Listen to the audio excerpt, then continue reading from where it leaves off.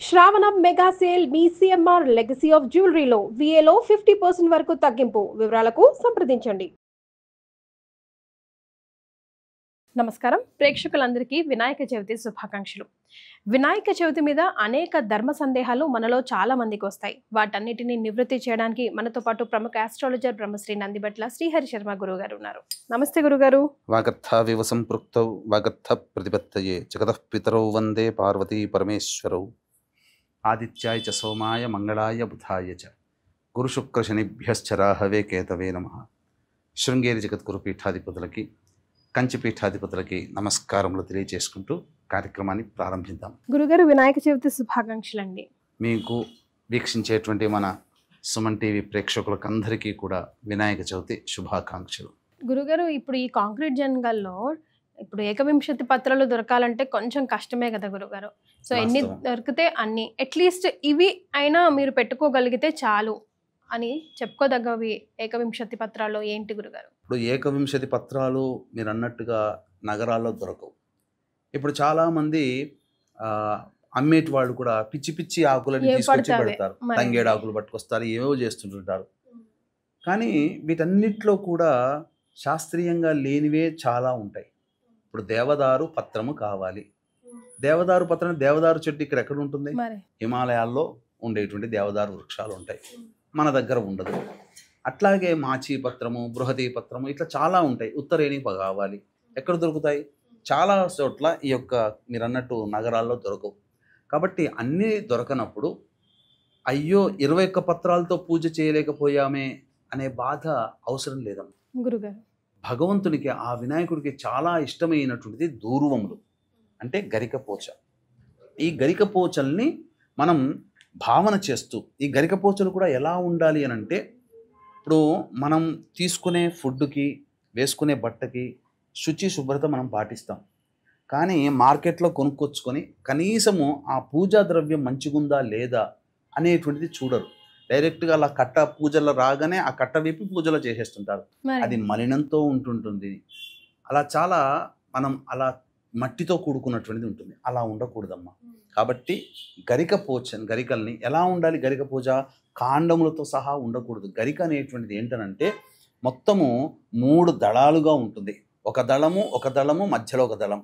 ఆ విధంగా ఆ 3 కలిసి ఉన్నటువంటి దగ్గర దాన్ని కట్ చేయాలి. ఆ 3 దళాలు, మారేడు దళం 3 దళాలు ఎలా ఉంటుందో గరిక కూడా 3 వైపులుగా 3 దళములుగా ఉన్నదాన్నే పూజ చేయాలి. అందుకనే గరిక తెచ్చుకోగానే చక్కగా నీటితో కడిగి ఆ 3 దళములు ఉన్నదాన్ని ఆ కాండం కొద్దిగా కింద కట్ చేసి ఒక పక్కన పెట్టుకొని, గణపతికి ఈ యొక్క ఏకవింశతి పత్ర పూజలో కానీ, అలాగే షోడశ నామాలతో పూజ కానీ, అలాగే అష్టోత్తర పూజ కానీ చేసేటప్పుడు ఈ యొక్క గరికని వేస్తూ చేయాలి.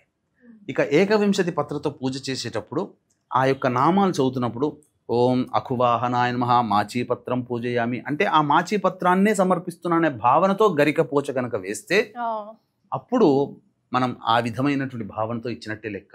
కాబట్టి లేనిపోనివన్నీ, ఏదో పనికిరానివన్నీ తీసుకొచ్చి వేసేదానికంటే శాస్త్రీయమైనటువంటిది, ఆమోదయోగ్యమైనటువంటి గరికతో చేస్తే చాలు. అవి లేకపోయామే అనే బాధ కంటే వెరీ కరెక్ట్ గురుగారు, ఇది ఉండి నాకు దొరికింది ఇంతే స్వామి, నేను దీంతో ఇంకా భక్తిగా చేసుకోగలుగుతాను, ఈ పుణ్యం నాకు దక్కింది చాలు అనుకునే భావంతో గనక చేసుకుంటే చాలు. గురుగారు, పాలవెల్లి కడుతూ ఉంటారు, ఎందుకని? అంతరార్థం ఏంటి గురుగారు? అసలు ఏ దేవతా పూజలోనైనా కానీ పాలవెల్లి అనేటువంటిది ఒక్క గణపతికే ఉంటుంది, మిగతా ఏ దేవతా పూజల్లో ఉండదు. కాకపోతే అమ్మవారికి శాకంబరి ఉత్సవాలు చేసేటప్పుడు అనేక రకమైనటువంటి కాయగూరలు, ఆకుకూరలతో చేస్తారు. అంటే సృష్టిలో ప్రతిదీ లభించేది దైవస్వరూపమే. పాలవెల్లికి అంతరార్థం ఏంటంటే, బ్రహ్మ సృష్టి ప్రారంభించేటప్పుడు ఎంత ప్రయత్నం చేసినా సృష్టిలో అనేక ఆటంకాలు వస్తున్నాయి. ఈ బ్రహ్మ సృష్టికి సంబంధించిన సృష్టి క్రమంలో మన భూగోళమే కాదు కదా, అనంతమైనటువంటి విశ్వాలు ఎన్నో ఉన్నాయి.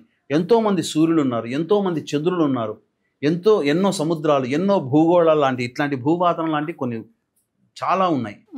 కాకపోతే ఈ యొక్క సృష్టిని అంతా సృష్టించే క్రమంలో ఆటంకాలు వస్తున్నటువంటి సందర్భంలో అప్పుడు అశరీరవాణి పలిగింది, నీవు ఇప్పటి వరకు కూడా సృష్టిని నీ సొంతంగా చేసుకున్నావు, అన్నిటికీ అధిపతి అయినటువంటి ఆ గణపతిని నీవు ఆరాధన చేయలేదు, కాబట్టి ఇప్పుడు నువ్వు గణపతిని ఆరాధన చేసి సృష్టిని ప్రారంభించు అనగానే గణపతిని పూజ చేసి సృష్టిని ప్రారంభిస్తాడు. నిరాటంకంగా సాగిపోతూ ఉంటుంది. ఈ పాలవెల్లిలో అంతరార్థం ఏంటంటే సృష్టిలో ప్రతిదీ దైవమైనటువంటి వస్తువే. అందుకనే పాలవెల్లిలో పండ్లు, కాయగూరలు అన్నీ కడతారు. అంటే ఈ యొక్క పాలపుంతలో ఎన్ని నక్షత్రాలు, ఎన్ని విశ్వాలు ఉన్నాయి, వాటన్నిటికీ కూడా ఈ గణపతే ఆధార దైవము.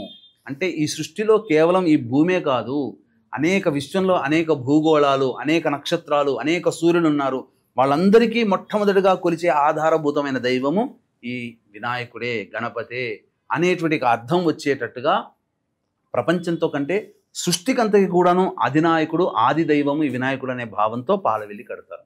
గురుగారు భోజన ప్రియుడు అంటారు కదా ఆయన్ని, మరి ఆయనకి ఇష్టమైన నైవేద్యాలు ఏంటి, ఖచ్చితంగా సమర్పించాల్సిన నైవేద్యం ఏంటి గురుగారు? ఆ గణపతికి బియ్య పిండితో చేసినటువంటి ఉండ్రాళ్ళు చాలా ప్రీతికరం. మోదకాలు అంటే కొబ్బరి మధ్యలో ఆ బెల్లముతో చేసినటువంటి కొబ్బరి కూరు, వీటితో చేసినటువంటి ఆవిరితో పట్టినటువంటిది మోదకాలంటే మహా ఇష్టం. కానీ ఏ పూజలోనైనా కానీ అనేక నైవేద్యాలు పెట్టవచ్చు, కానీ గణపతి పూజలో విశేషంగా ఈ యొక్క దోస పండు నైవేద్యంగా పెట్టాలి. పండిన దోస పండు కావాలి. ఏంటో గురుగారు దానికి ప్రత్యేకత ఏంటి అని అంటే, పండిన దోస పండు నుంచి చూడండి, దాంట్లో గింజలు విడివిడిగా దానంతటదే వస్తాయి. మీకు మృత్యుంజయ మహామంత్రంతో చూడండి, త్రయంబకం యజామహే సుగంధిం పుష్టివర్ధనం వారుకమివ బంధనాన్ మృత్యోర్ముక్షే యమామృతాత్. అంటే అందులో అంతరార్థం ఏంటి? నా యొక్క ప్రాణము పండిన దోస పండు ఉన్నటువంటి తొడిమ ఏ విధంగానైతే సునాయాసంగా బయటికి వచ్చేస్తుందో అంతే సునాయాసంగా నా ప్రాణం పోవాలి అనే ఉద్దేశ్యం. కాబట్టి ఈ దోస పండు మహాప్రీతికరం. ఏది ఉన్నా లేకపోయినా అనాదిగా వస్తున్నటువంటి ఆచార సాంప్రదాయము ఈ యొక్క దోస పండుని పెట్టడము. కాబట్టి ముందుగానే కొనుగోలు చేసుకొచ్చి పండిన దోస పండుని తీసుకెళ్ళాలి. దోసకాయ పెట్టకూడదు. దోస మెత్తగా ఇట్లా పట్టుకుంటే మెత్తగా ఉండాలి. అలాంటి దోస పండుని నైవేద్యంగా విఘ్నానికి అధిపతి అయినటువంటి వినాయకుడికి పెట్టాలమ్మా.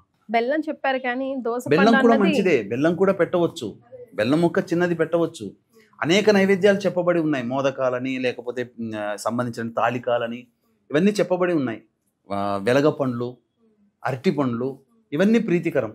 బెల్లం ముక్క చిన్నగా పెడతాం నైవేద్యంగా. ఎందుకనంటే చెరుకు గడతో వచ్చింది. చెరుకు గడ మహా ప్రీతిగా, ఏనుగు వెలగపండు తింటుంది. ఏనుగుకి ఇష్టమైన పదార్థాలు ఏవి ఎక్కువగా? చెరుకు పంటను నాశనం చేస్తుంది, వెలగపండ్లు తింటుంది. అలాగే ఈ సంబంధించినటువంటి గణపతికి మోదకాలు అనేటువంటివి చాలా ప్రీతికరం. కానీ ఏది ఉన్నా లేకపోయినా పండుగ పెట్టాల్సిన నైవేద్యం మాత్రం ఈ యొక్క దోస పండు అని చెప్పవచ్చు. గురుగారు, ఆ రోజు మేము పూజ చేసుకున్నా చేసుకోలేకపోయినా, లేదంటే పూజలో అందరూ కూర్చోరు కాబట్టి ఆ పూజ చేసినంత ఫలం మాకు రావాలంటే పఠించవలసిన మంత్రం ఏదైనా ఉంది అని అడిగితే ఏం చెప్తారండి? అంటే ప్రధానంగా ఆ వినాయకుడికి సంబంధించినటువంటిది అష్టోత్తర నామ పూజ చేసుకోవడం. లేదు ఆ వినాయకుడి యొక్క అనుగ్రహం సంపూర్ణంగా కలగాలంటే ఇప్పుడు చెప్పబోయేటువంటి ఒక మంత్రాన్ని మనము మళ్ళీ ఈ సంవత్సరం వినాయక చవితి తప్పిందంటే మళ్ళీ వచ్చే సంవత్సరం కోసం ఎదురు చూడాలి. కాబట్టి ఇప్పుడు చెప్పబోయేటువంటిది చాలా సులభమైనటువంటిది. ఆ మంత్రాన్ని మనం చక్కగా శ్రద్ధగా వినాయకుడి దగ్గర కూర్చొని కనుక పఠిస్తే ఖచ్చితంగా మనం ఏదైతే సంకల్పం ఉంటుందో ఆ సంకల్పం ఖచ్చితంగా ఆటంకాలు లేకుండా నెరవేరుతాయమ్మా. అందరికీ ఉద్యోగాలు రావచ్చు, ఇల్లు కట్టుకోవాలనే కోరిక నెరవేరుతుంది. ప్రధానంగా ఈ పని అయిపోతే నా జీవితం బాగుపడుతుంది అనుకునే వాళ్ళందరూ కూడా ఇప్పుడు చెప్పబోయేటువంటి మంత్రాన్ని పఠించాలి. అదే మంత్రం ఏంటంటే, ఓం తత్పురుషాయ విద్మహే వక్రతుండాయ ధీమహి తన్నో దంతి ప్రచోదయాత్. మళ్ళీ ఓం తత్పురుషాయ విద్మహే వక్రతుండాయ ధీమహి తన్నో దంతి ప్రచోదయాత్. మళ్ళీ మూడోసారి ఓం తత్పురుషాయ విద్మహే వక్రతుండాయ ధీమహి తన్నో దంతి ప్రచోదయాత్. ఈ మంత్రం చాలమ్మా. ఈ మంత్రం ఎన్నిసార్లు పఠించాలంటారు గురుగారు? 108 సార్లు చేయవచ్చు, 1000 సార్లు చేయొచ్చు, 10,000 సార్లు చేయొచ్చు శక్తి ఉంటే. గురుగారు, ఈరోజు సుమన్ టీవీ ప్రేక్షక లోకం నిజంగా అదృష్టం చేసుకున్నారు. బికాజ్ వినాయక చవితికి సంబంధించిన అనేక ధర్మ సందేహాలకి ఒక వీడియో ద్వారా మీరు నివృత్తి చేసి సమాధానం తెలియజేశారు. ధన్యవాదాలు. సర్వం శ్రీ ఉమామహేశ్వర పరబ్రహ్మార్పణమస్తు.